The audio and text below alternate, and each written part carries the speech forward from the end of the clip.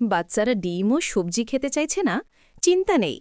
আজ দেখাচ্ছি মাত্র কয়েক মিনিটে তৈরি সুপার হেলদি ডিম সবজি সসেজ, যেটা খেতে দারুণ মজাদার এবং বাচ্চারা খুব পছন্দ করবে। প্রথমে পালং শাক ও গাজর সামান্য সেদ্ধ করে নিন।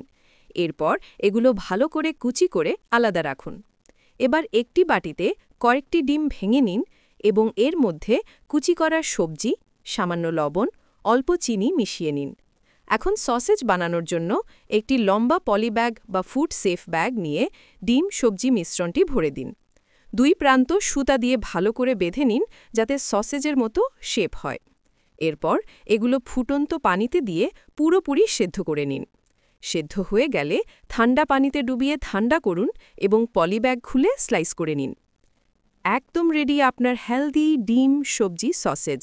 কেচাপ বা যে কোনো সস দিয়ে পরিবেশন করলে বাচ্চারা মুগ্ধ হয়ে খাবে।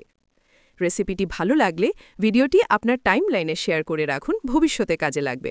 ধন্যবাদ।